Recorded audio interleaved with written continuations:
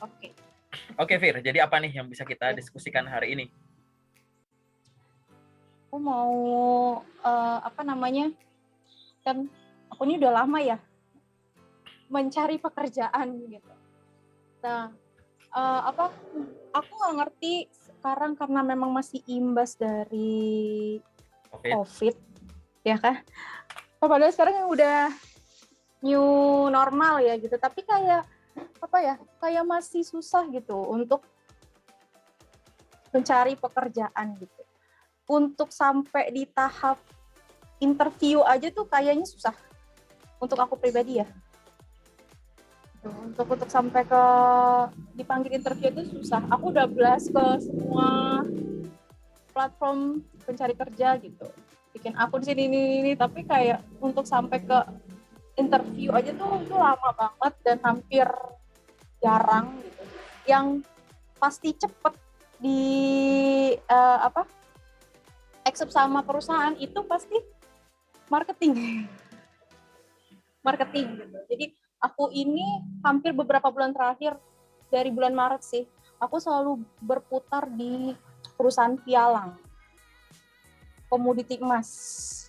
Jadi dia lebih ke pembisnis sih sebenarnya, bukan melabeli dia karyawan gitu yang terikat. Mungkin perusahaannya cuman kayak akomodir aja tapi kayak jalan sendiri gitu. Lebih gitu sih.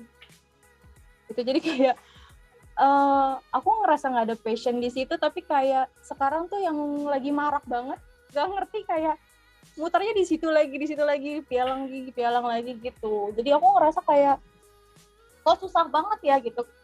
Kenapa hampir semua tuh butuh marketing gitu. Itu kayak untuk staff-staffnya itu apa memang kan kita tahu kalau dibilang orang dalam harus punya orang dalam gitu biar diterima gitu. Cuman aku juga sebenarnya bukan bilang orang dalam sih. Kadang kan perusahaan kalau cari staff itu pasti dia lebih prefer ke karyawan yang lain ya, kayak punya temen atau punya kenalan nggak gitu, untuk ya kan pasti kan lebih ngerekomendasiin orang-orang yang di perusahaan itu dulu. Kalau misalkan memang kandidat yang nggak ada, dia baru akan blast keluar gitu. Cuman kayaknya sih udah keburu sama karyawan-karyawan yang dalam ini gitu. Jadi kesempatan untuk di staff itu menurut aku sekarang tuh susah banget gitu. Jadi aku pengen ngebahas gimana mungkin cara dari kita kirim CV email, badan email yang kalimatnya mungkin lebih menarik HR gitu, terus atau tampilan CV kita yang bikin dia tertarik sama kita gitu. Mungkin lebih ke situ sih. Dan aku juga pengen tahu sebenarnya di lapangan itu emang benar-benar staff itu gimana, masih ada ininya nggak sih, masih benar-benar dibutuhkan atau enggak gitu. Menarik. Cuman gini Pak Aga, aku suka denger ya dari beberapa orang, sebenarnya perusahaan itu tidak benar-benar merekrut orang, tapi mereka membuat lowongan supaya orang-orang itu lebih notice bahwa ada suatu perusahaan ini. Itu benar nggak sih Pak? Untuk memperkenalkan atau lebih orang biar lebih tahu, oh ada perusahaan ini loh gitu, dengan cara dia membuka loker padahal mereka tidak butuh sebenarnya. Itu benar nggak sih Pak? Oke, ada lagi nggak? Silakan disampaikan. mungkin itu aja. Oke, itu banyak banget ya, bukan itu aja, itu banyak banget gitu ya. Oke. Satu rangkaian cerita, kamu bisa menghubungkan dari ini ke sini. Iya. Aku harus mengingat. Oke, aku jawab dari yang paling depan tadi gitu ya. Oke. Ini udah di record tapi aku ingat pakai kepala aja. Coba ya. Jadi apakah perusahaan-perusahaan yang ada di sekarang itu masih kena imbas efek COVID-19? Kita sekarang ngobrol buat yang nonton ini, kita di pertengahan 2022 gitu ya. Jawabannya adalah efek COVID itu mungkin udah mulai, kita mau rising lagi ya, udah mau naik gitu. Jadi perusahaan-perusahaan itu, aku nih yang tiap hari cari info loker gitu ya, aku ngerasa ya seminggu 2 minggu inilah gitu ya. Sebenarnya habis Lebaran sih, habis Idul Fitri itu udah mulai berasa bahwa lowongan pekerjaan itu mulai banyak, aktivitas offline banyak, lowongan pekerjaan mulai banyak, dan sekarang udah sangat banyak gitu. Info-info lowongan itu udah amat sangat banyak gitu. Tuh, itu dulu ya. Jadi kalau ngomongin perusahaan kena impact, kena gitu. Pasti ada yang kena, pasti ada penyesuaian di manajemen mereka. Tapi kalau kita melihat dari sisi lokernya, ini udah amat sangat banyak, serius gitu. Sudah banyak. Itu pertama itu ya. Yang kedua, kok aku panggilan-panggilan tuh kok cuma di situ-situ doang gitu ya gitu. Sebenarnya gimana ya gitu, masih ada nggak sih peluangnya kalau untuk jadi karyawan jadi ini gitu? Jawabannya masih ada, sangat banyak gitu. Bahkan level-level staff itu memang lowongannya sangat banyak gitu. Nanti yang harus diperbaiki, nanti kita cek dulu ini. Jadi kalau aku jawab dulu yang singkat-singkat, ya masih banyak nggak? Masih gitu. Lalu kok aku berkutat di lowongan kerja yang hubungannya sama pialang gitu.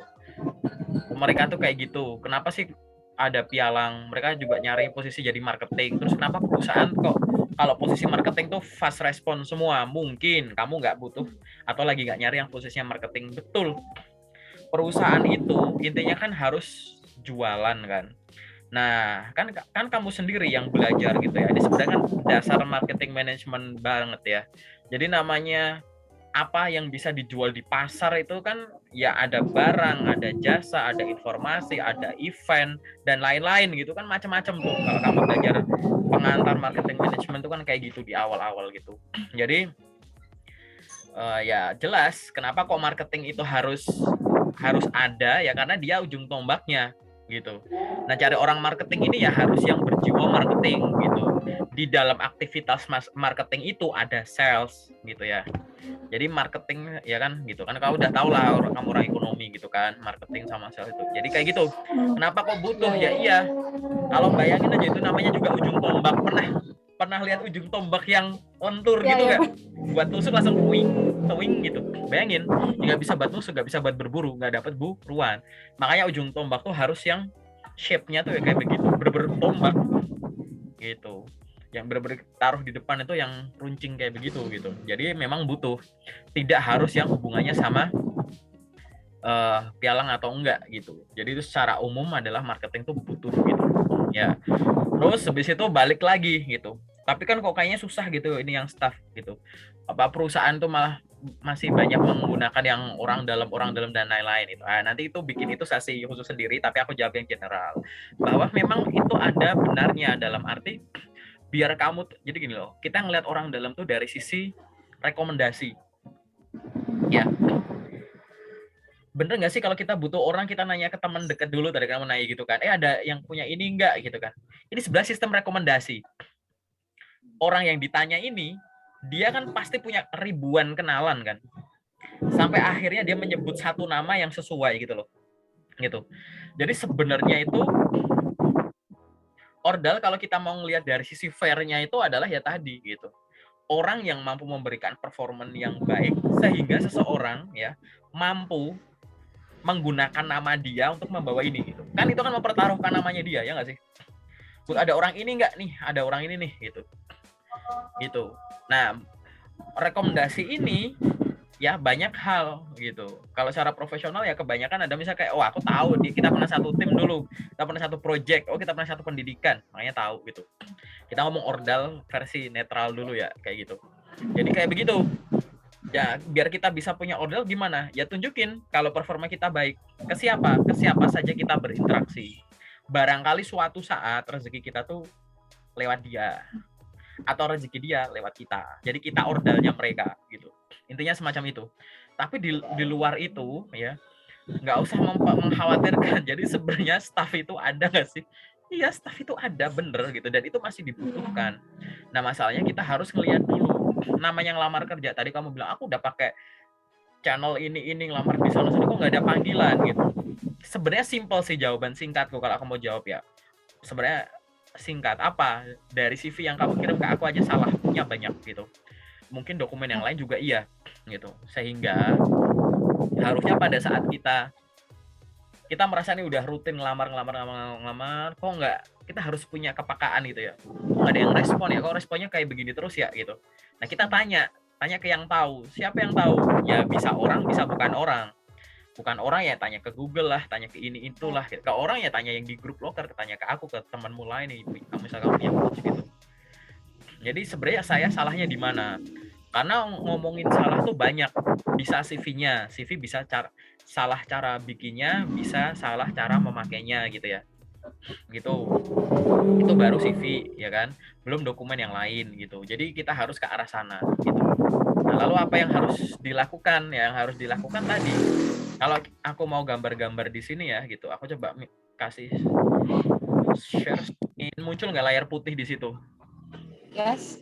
Ya, di sini tuh kamu punya CV. Ya. CV ini pastikan dulu benar cara bikinnya. Jadi isinya, cara nulisnya itu udah bener gitu. Yang kedua, cara pakainya. Banyak orang bikinnya udah bener, tapi cara makainya salah gitu kan. Lewat lewat email, kaidah kirim email salah. Lewat sosmed, lewat platform pencari kerja ala kadarnya gitu. Jadi bikinnya bener, pakainya salah. Ada yang sebaliknya, pakainya bener. Oh, dia tahu cara lewat email, lewat ini, tapi bikinnya salah gitu ya. Informasinya nggak informatif, nggak rapi, banyak typo, tetap nekat dilamar, buat ngelamar gitu. Ada yang salah dua-duanya gitu. Orang CV aja cara bikinnya dan cara pakainya bener aja belum tentu kepanggil gitu. Apalagi yang sejak awal udah ada kesalahan gitu loh. Gitu. Sehingga kita harus ngecek dulu CV kita tuh bener cara bikin dan cara pakainya. Setelah itu, kita ngelamarnya jangan cuma lewat satu jalur. Cuman beberapa jalur. Ada yang lewat email, ya, ada yang lewat platform pencari kerja kayak Jobstreet dan teman-temannya, ada lewat website, ada lewat LinkedIn, itu kan, dan lain-lain. Setelah kamu ngelamar ini semua, dievaluasi nanti. Oh, setelah aku ngelamar rutin selama 1 minggu, ini loh ada 100 lamaran keluar. Berapa yang udah ngasih kabar? Kenapa kok belum ngasih? Sisanya pada kemana gitu-gitu dievaluasi. Nah, karena kita namanya nyari kerja, ya, nyari kerja itu pakai 2 cara gitu. Gimana gitu. Jadi yang namanya dapetin kerja itu ada versi aktifnya. Aktif itu artinya melamar gitu. Melamar kerja itu nyari kerja secara aktif. Tapi ada secara pasifnya. Apa namanya? Ditawari. Ya kan? Orang dapat kerja itu kalau nggak ngelamar ya ditawarin kan. Nah, biar bisa ditawarin kan perusahaan atau orang tuh harus tahu kita itu siapa gitu kan.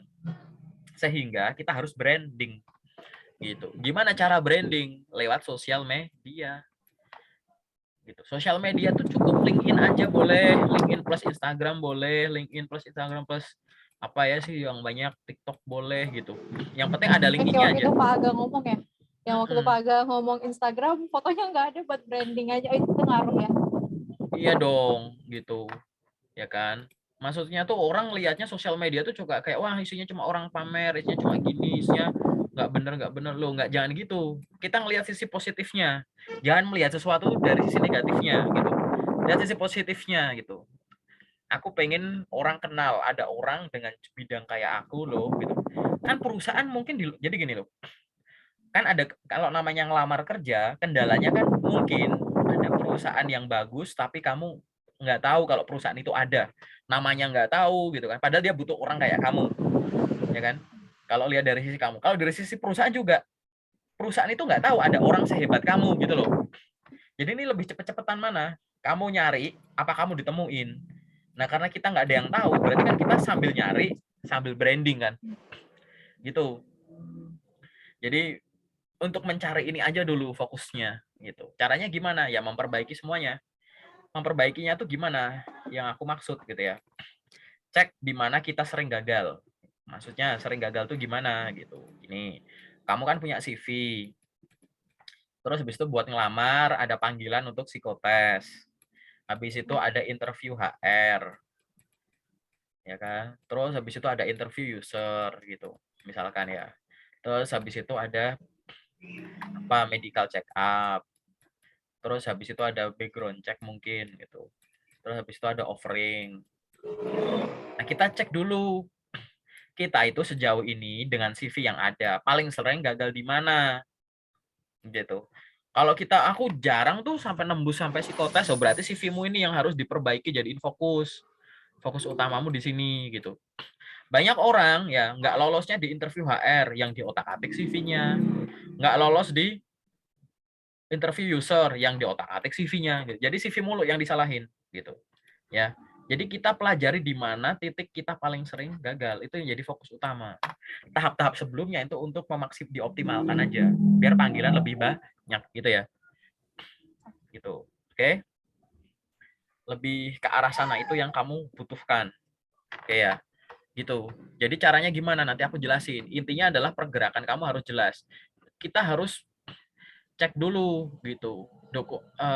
Karena kalau buat aku sih nanti bisa sih detail habis ini ya gitu. Kamu tuh kelemahan kamu masih di dokumen awalnya sih gitu. Untuk cara-cara ngirimnya mungkin oke, tapi di dokumen awalmu tuh masih ada beberapa yang harus dikoreksi gitu kan. Itu. Jadi itu apa namanya? Kita harus cek dari dokumen. Dokumen itu tidak hanya sekedar ada ya gitu. Kita harus memahami kenapa dokumen itu, info apa yang diminta, gimana cara nulisnya, gimana cara nyatuinya, formatnya gimana gitu, cara ngirimnya gimana gitu kan. Kirimkan surat lamaran lewat email sama lewat LinkedIn yang isi apply kan beda. Lewat Jobstreet sama lewat email kan beda. Lewat website kan beda gitu. Jadi dokumen itu harus benar membikinnya, menyusunnya, dan benar cara makainya gitu. Itu dulu sih berangkatnya dari sana sih. Ada lagi nggak tambahan pertanyaan? Nanti karena pertanyaanmu lebih banyak dijawab di sesi detail nih soalnya gitu. Enggak sih, itu aja cukup. Cukup ya yang ini ya gitu.